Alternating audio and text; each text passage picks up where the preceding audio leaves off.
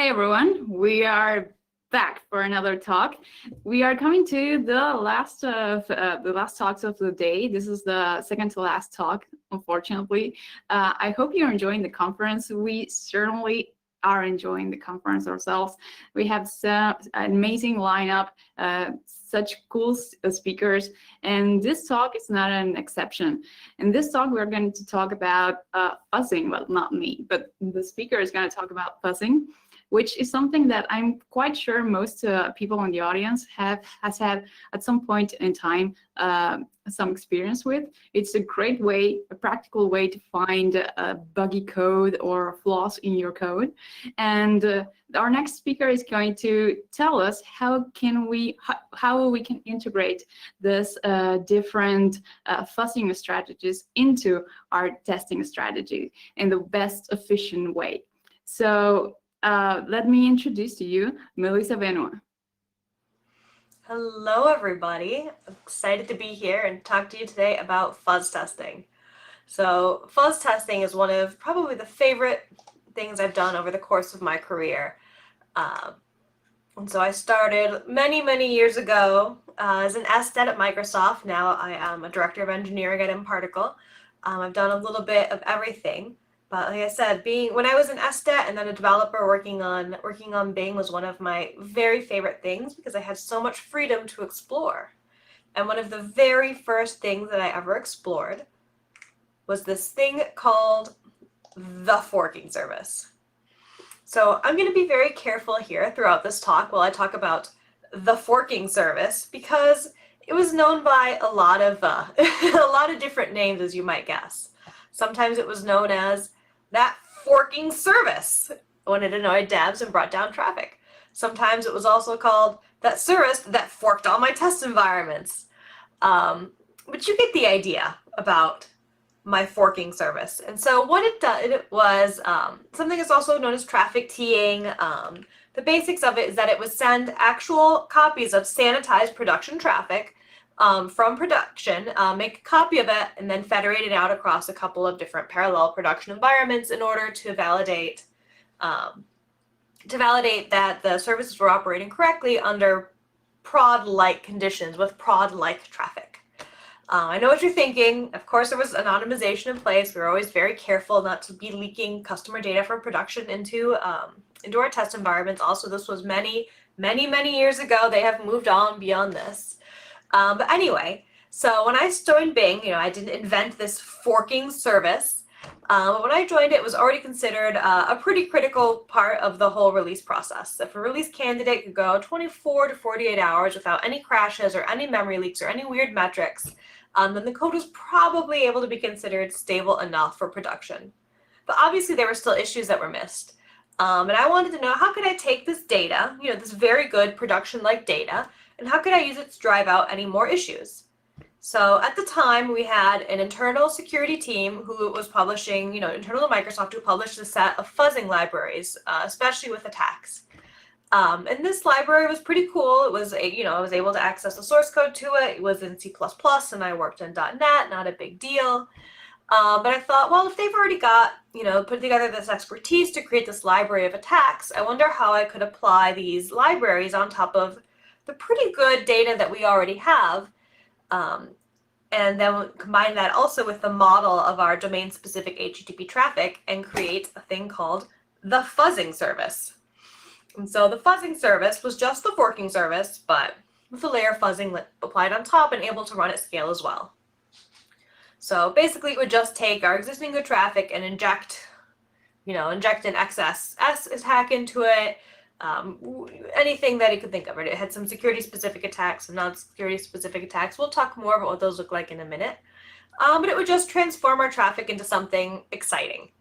And so let me tell you. So the first time I turned it on, I was sitting at my desk and I was typing, and I sent everybody an email and said, hey, the release for, the next release that's coming up, just know if you see anything weird on the test beds that I've turned on this small fuzzing addition to your fork traffic. I don't think it should cause any problems. I'm not concerned about it with the release, but just let me know if there's an issue. Then I locked my desk, got up and went and grabbed a tea. And as I was walking back down the hallways, I could hear this forking service. What the heck happened with the forking service? The beds are down. I could hear complaints popping up all up and down the hallways. And so by the time I got back to my desk, I had a bunch of red bang emails saying, what did you do? Why are all the beds down? Can you make it stop? So I sort of scrambled and turned the traffic off. And lo and behold, when we started triaging, there were something like 8 different crashing bugs in code that had been running stably under production like traffic for days to weeks. There were these 8 different bugs that were brand new crashes. And so the devs, of course, scrambled to fix them in order to save the release. Fixed them, got them out again, and then the request came in, hey, can you, Melissa, please put that Fuzz traffic back on? We want to validate our fixes. So I said, sure, okay. I turned the traffic back on, and within 10 minutes, all the beds were down again. And so I turned it back off, and after those 8 crashing issues had been fixed, there were a few more to be driven out. They had been less frequent than the earlier crashes, but they were still crashes. And a lot of these were crashes that were in production already. They weren't even in net new code. So there's more scrambling and more fixing. We turned it back on again, and this time the beds didn't crash for a while until they ran out of memory. Because it turned out we had driven out some memory leaks as well. And so once the machines were stable enough to run for 7, 8, 9, 10 hours, we could see their memory ramp was doing that, and that they had memory leaks in them. So again, there was more frantic fixes going out. I don't remember exactly how long it took for us to stabilize the beds again, but there were more than a dozen bugs in code that had been living in production, some of it for years. Some of them were very old, weird ghost crashes that would happen, 1 in 100 million requests. We had no idea. Nobody's going to chase down that. Nobody's got time. That we were able to reproduce very quickly with the fuzzer. And we had issues all over the place. We had issues in our C++ web service. We had JavaScript vulnerabilities rendering on the page. We had memory leaks. We had crashes. We had deadlocks. We had actual vulnerabilities. And we found all of these things just by making our traffic look really, really weird. And we had at least one pretty nasty bug in there. There was one buffer overflow that was causing cross-process memory contamination that took hours to track down and fix. And who knows what would have happened if that bug had actually made it live into production. There were all kinds of really serious, interesting issues that we found with fuzzing that we wouldn't have never found. No human would have ever come up with the combinations, doesn't matter how many, doesn't matter how many teams we put on it. We never would have found it. So let's back up a step here. And let's lay down some definitions. So what exactly is fuzzing? So the definition of fuzzing is just generating random inputs to explore the bounds of a system under test. And these are my definitions that I'm going to work with here. I'm sure if you're looking online, you may see slightly different definitions, but they should be pretty standard here. So the fuzz testing is just to explore the boundaries of our system that's under test so that we can understand what it's doing, and figure out all kinds of interesting test cases we wouldn't have come up with on our own. So what is an attack? So you hear me talk about an attack. An attack is a specific type of data meant to drive out a very specific class of bugs. So you may have an XSS attack. You may have a XSRF attack. You may have a SQL injection attack. You may just have a buffer overflow attack, right? It's designed to cause some specific type of vulnerability or bug. A manipulation, which we'll talk about, is going to be the combination of an input with an attack. So taking your known good input or known bad input and then layering an attack upon it. And then there's 3 specific types of manipulations we're going to talk about. The first is a creation manipulation, which is just a de novo generated input inserted in place of your text. So imagine if you have the value of a header and it goes from, your accept header being application JSON to semicolon drop tables. Meanwhile, an insertion manipulation would be modifying a known input to include an attack. So in the example of our header, we might have application/J semicolon drop tables son. And finally, genetic manipulation is successively modifying an input based on system behavior. And we're not going to talk about that too much today because that's kind of a solved problem. So if you have the ability to monitor coverage, right, to monitor branch coverage of your application, then you can do genetic manipulation to continue to explore all of the branches. And that's what things like fuzzy lop do, is they allow you to, they have insight into what they're accessing, and they can intelligently modify the inputs for successive attacks to try to drive all the way through your code. So what are the keys to a successful fuzzing run? So you've got to have a model, right? We'll look at what models look like. You have to have the attack set, which is some of what we just talked about. And you have to have a plan. And so your model is what you care about, right? If you are on the HTTP level, your model is the HTTP model. If your application has some JSON, your model is whatever you're defined in JSON. The attack set is all of the bad things you're going to do to yourself. And your plan is how you're going to apply that attack set intelligently to your model to get the best bang for your buck.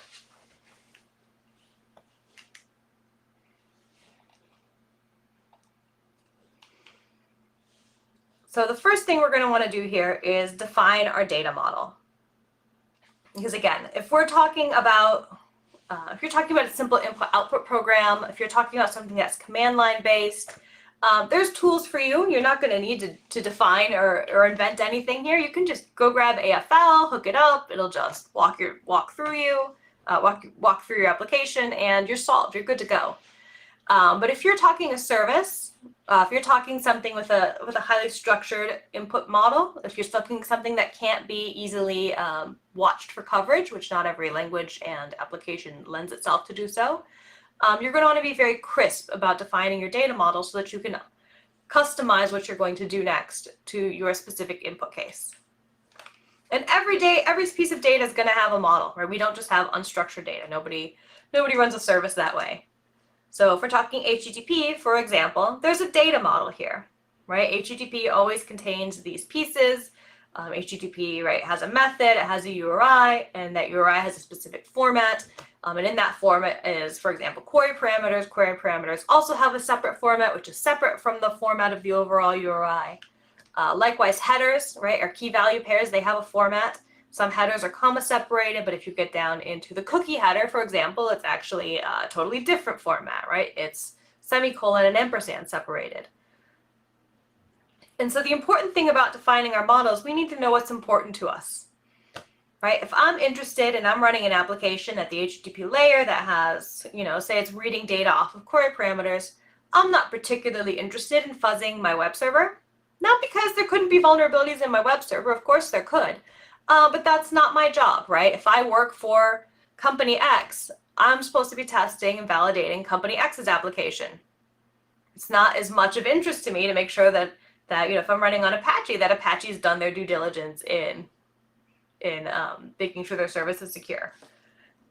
And I'm not saying nobody should be testing Apache. I'm saying it may not be your primary job to ensure that Apache works right. Your primary job is validating that your application is behaving as it's supposed to. It's not a good use of my time to be dealing with Apache at the TCP level if my application is JSON layered over HTTP. And so the first part is understanding the fundamentals of your data model, and then understanding what your application is going to do with that data model and the specifics of it. So for example, if we actually are reading JSON post bodies on top of HTTP, then that's going to define what's actually of interest to us. And more specifically, it's going to define what is not of interest to us. Because if I'm on JSON on HTTP, then I don't really care about XML vulnerabilities. If I'm a purely NoSQL shop, I'm not going to be all that worried about Oracle DB vulnerabilities injected in either, because it's not likely to be relevant to me. So understanding your data model and understanding your risk layer is going to be a big deal in helping you figure out what's going to be really important, right? JSON also has a format all its own. JSON has, specific layering of parentheses and quotes. And then your application is probably going to have a specific type of data model layered on top of that again, right? It's going to have required fields, optional fields. It's going to have the structures of those fields. This one is an int. This one is a string. This one is an array of objects. You're going to have your own specific things that you're going to want to test for. And so with that in mind, we're going to want to be very cognizant of our attack selection. And so attack selection is a fun thing. And it's sort of a solved problem. When I say a solved problem, I don't mean that new attacks aren't being invented all the time, because they are. I just mean that if you find that you are having to invent attacks, you should stop and look around. For example, I'm going to show you all some sample code later that uses FuzzDB, which is an open source solution to generate attacks out of. My full-time job is not investigating and exploiting vulnerabilities. That's some people's full-time jobs, and that's an awesome job, but those are the people who should be then helping to craft attacks. My job is helping to take those attacks and apply them at scale to ensure that my services are behaving as well as can be expected. So lots of things can be attacks, right? Of course, SQL injection, everybody wants to drop tables. That's the old best standby. But control characters are also an interesting attack. Just this piece here, you don't want to know that I basically crashed PowerPoint twice trying to put it in, right? I fuzzed PowerPoint for them. They're welcome. XSS, obviously, it's a set of attacks. More useful if you're going to be rendering in JavaScript in some way or the other, but it can be a useful set of attacks. Integer overflows, redirect attacks. But don't neglect the benefit of trying to do buffer overflows with just some random strings. You'll see a little bit later that the most mileage out of any attack I've ever gotten has just been a lot of A's. And I don't mean, the 7 or 8 A's that are on the screen, which is fine. But 20,000 A's, 50,000 A's, 128,000 A's, lots and lots of A's. Will start to tell you very interesting things about where you may have buffer overflows, where you're not cleaning up buffers, where you may get very interesting emergent behaviors, where things are, if you're in a managed language where you may be pushing something into garbage collection, you're going to be vulnerable to being DDoSed, or just DOSed for that matter. You can get a lot of mileage out of some very, very simple attack test cases. So we've got our attacks, we've got our data model. And so great, let's generate a fuzz request. And so this one to some random website is fuzzed, and it is, it's very fuzzed, but it's not going to be very useful for testing. And why is that? For a number of reasons. It's so fuzzed that it's unlikely to go anywhere useful.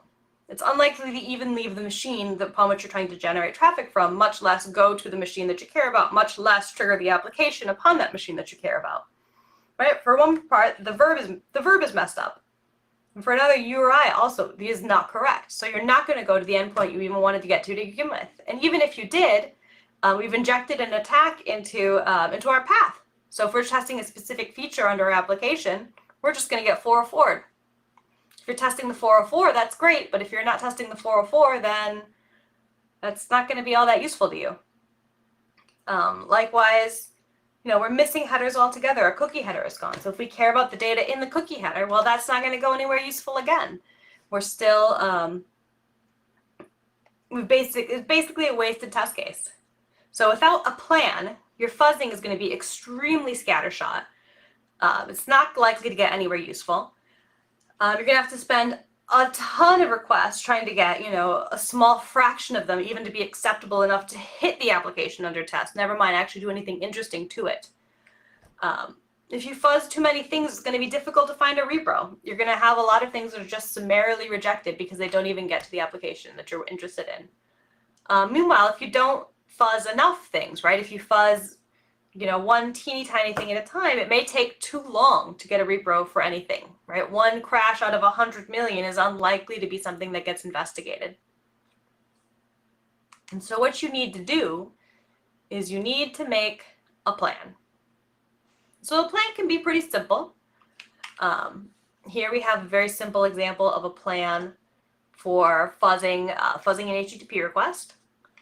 So it says, the basics here, we want no more than 3 attacks. We want to use a specific attack set. We want to fuzz our method very infrequently. Because remember, I'm not saying you should never fuzz your web server, but it shouldn't be the primary goal of your operation here. So we want to fuzz the method, but very rarely. We never want to fuzz the host header, because if we fuzz the host header, then we're not going to get any routing. It's not going to go where it needs to go. In this specific case, obviously there's ways around that. We don't really want to fuzz our path that much either, because we're trying to test a specific subpath. We want to fuzz our query line like crazy. Let's say we know our application, we know that the path, the path is not that interesting, the host is not that interesting, but the things on the query line are extremely interesting. So we want to fuzz those like crazy. Likewise, we'll take a look at our headers, right? We don't want to fuzz necessarily the name of the header, because if we fuzz the name of the header, as we all know, that's just a key value pair dictionary. Again, it's not going to be that interesting, but fuzzing the values of that headers could be very interesting, especially our authorization header. If we need to be logged in and we never want to get rid of the authorization header altogether, but sometimes we may want to fuzz it. We don't want to fuzz it as frequently as the other things, because we're fuzzing, our authorization system. And so if we know for a fact that if we don't auth, then we can't access the rest of our requests, then we don't want to do it that often, right? It's not the most important thing we could be checking. We know it's going to be an artificial limiter on the amount of traffic that gets to somewhere interesting.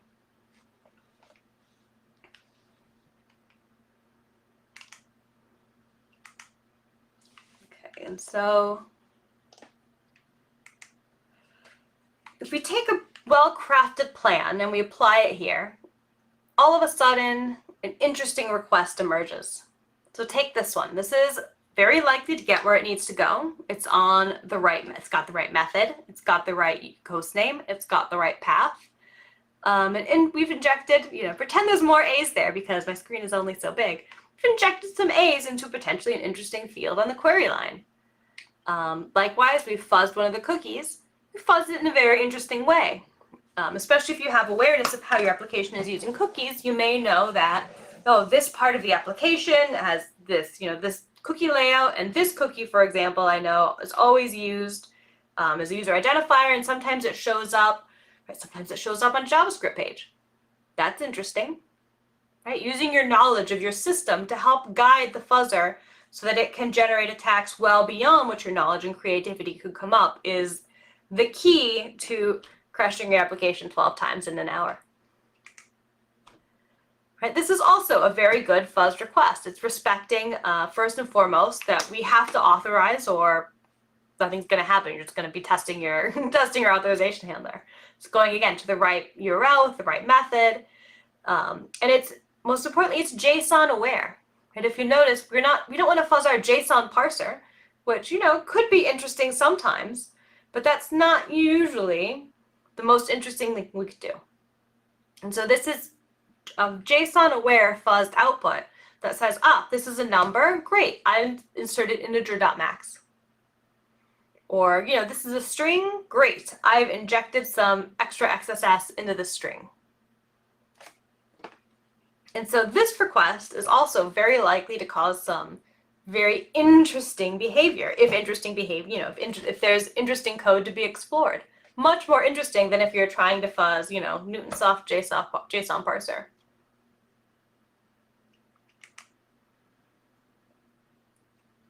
And so let's say you've got your attack set, you've got your plan, you've got your data model. Now, the next and most important thing is knowing that you've actually found something. This is actually a pretty hard problem. And if it's, something beyond just a straight up crash and a bunch of core dumps, it can be quite tricky to know that you've found something interesting with your fuzzer. There's a little bit of an art. So first of all, it involves knowing what your baseline metrics look like, right? What do your metrics look like in production? What does a deviation from those metrics look like? Especially memory usage, that's a big one. And then being able to isolate and reproduce down to see, do we have an actual memory leak, or is it just that we've allocated more buffers and so we're using more memory? Right? Because both are potentially valid, and both may look the same in your metrics to an untrained eye. Likewise, being able to scan through your logs, look for anomalous log readouts, especially if you've got really good logging or observability wired in. You can also look for side effects. That's especially good when you're trying to do, if you've got a bunch of SQL injections or you've got a bunch of XSS. Right? XSS is unlikely to crash your box. SQL injection may or may not, right? Can be hard. But you can craft your fuzzer with side effects so that you know if if a certain table gets written to, well, then there was a successful SQL injection. Or if you log a specific message, only if you manage to trigger an XSS exploit. So you can craft side effects or hooks. And once you've got those, you could also use an oracle to help you figure out what was good and what was bad. An oracle is just an automated way of making judgment calls about the things you found in case you don't want to spend the rest of your life staring at a dashboard of graph go up, graph go down, and entailing log lines like you're in the Matrix. So the oracle will help you set thresholds and alerts that says, this is bad, right? Memory ramp like this is okay. Memory ramp like this is not okay. A human needs to go look. We talked a little bit about how you can find it, and here's some of the things you can find. And these are things that I have over the many years of my career. These are things I have actually found. I found lots of crashes. Whether it's buffer overflow or just top level exceptions, depending on your language set. I found crashes du jour, so many crashes. Also a lot of memory problems both because you're doing large allocations and also because you're doing strange allocations. You can find leaks. You can also find thread contaminations, right? Buffer overflows. You can find actual exploits, right? You can find SQL injection, XSS code injection, redirect. You can find all kinds of exploits with some well-crafted fuzz attacks.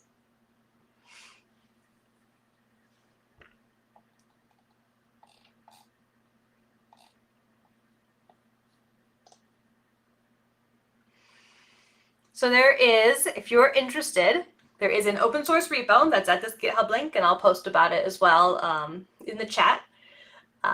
It's .NET Core based. It's extremely lightweight. It's a library that's meant to be used to make it very easy to define your data model. We use it actually as a part of unit testing because it has reusable seeds, so you can generate the same seed and have reusable test case runs. But there's a simple fuzzing library that you can use. It's open source. You're welcome to contribute, play around with it. No problems. And we are going actually to take a look at what that looks like. So here, let's see here. There we go. Here is our fuzzer. And so you can see here, we've got a very simple program that's using the fuzzing library to define a data model. And I apologize, it's maybe a little small. There we go. So you can see here that we have a very simple default strategy, which is the plan we're going to use to fuzz this HTTP, this very simple HTTP method. Simple HTTP message. We're not fuzzing the method. We're going to set some very simple probabilities, define our model. We're going to send some requests here. So let's actually take a look at that.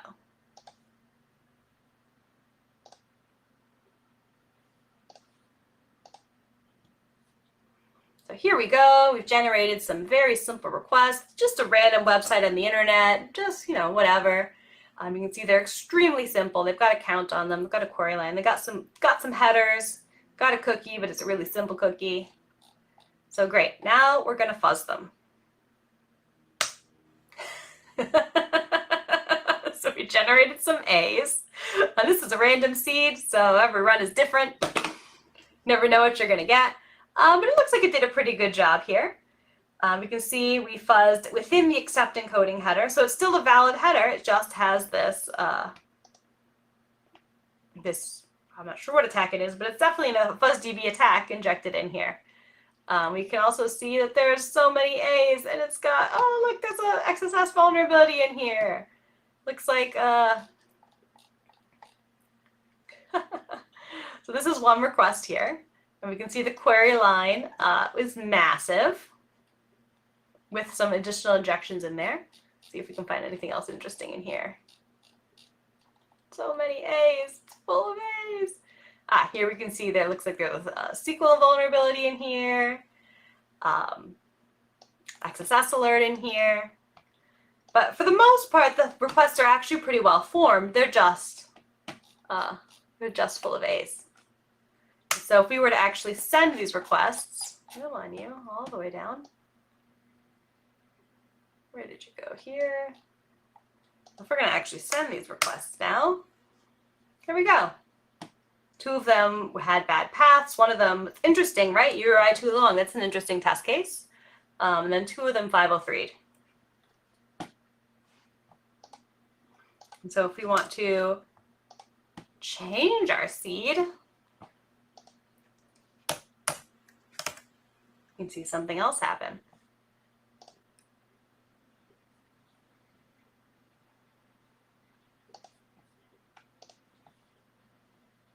Here we go. We're going to fuzz some new requests.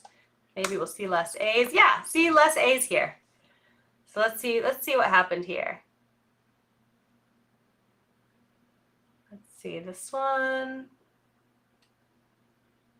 might not have had anything bad happen to it. This one did. Right, we got a very modest amount of A's injected in here.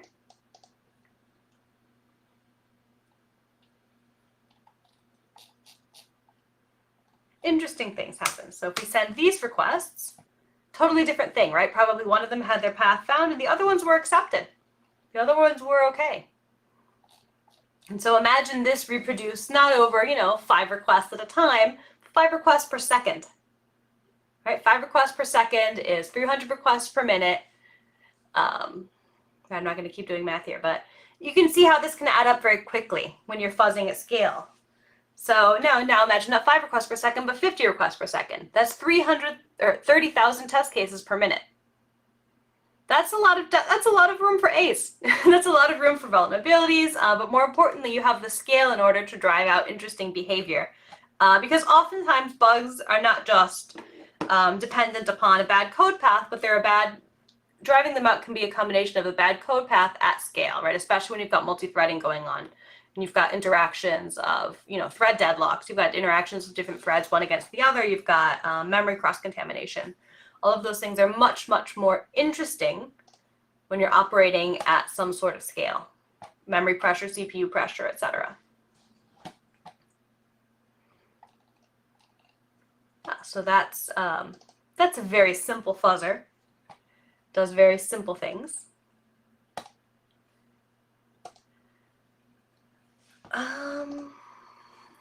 Yeah, so if you want to explore a little more, of course, you're welcome to go grab that repo. But likewise, there are some other further reading hints here for you. The fuzzing book is actually a really great entry-level introduction to fuzzing. Uses a lot of Python, uses a lot of actual code examples in Python, walks you through sort of setting up fuzzing from beginning to end. You heard me mention AFL before, American Fuzzy Lop. I believe Google took it over. Yeah, Google's got it. Uses code coverage for genetic algorithms. Really great if you've got an input-output based application or a single box application, especially one in a language that it can parse, mostly C. Fantastic, solve your problem. You don't need me for that. You can just go grab the tool and install it and run with it. FuzzDB is actually where my dictionary of useful attacks came from, and I will show you a little bit about what that looks like here. And so FuzzDB is an open source set of things. So for example, it's just a list of proven vulnerabilities. So for example, here's a set of things that have been proven to cause problems in MongoDB. Likewise, here is some DB2 SQL injection, MySQL local file read vulnerabilities. Here's some good old XSS. Should look pretty familiar to anybody who's ever played with XSS even once. This is standard. But yeah, so that's FuzzDB. Free for anybody to go and look up attacks that have been proven to be useful.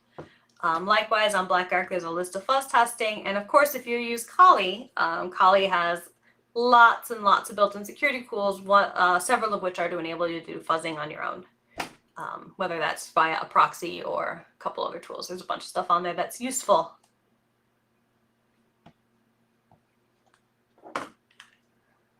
So let's see here.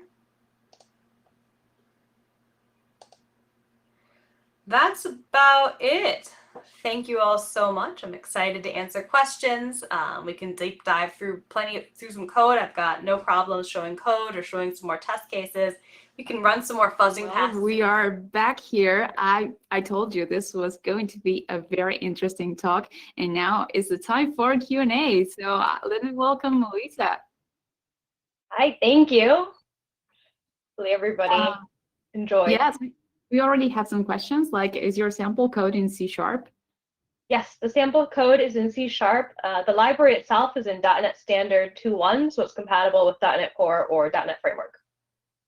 I loved your talk. We were talking backstage that it's so interesting, so technical, and you are you explain very well what you're doing. So it was amazing. So I want to thank you publicly again once more for everything that you're doing for us and for participating of NotPinkCon.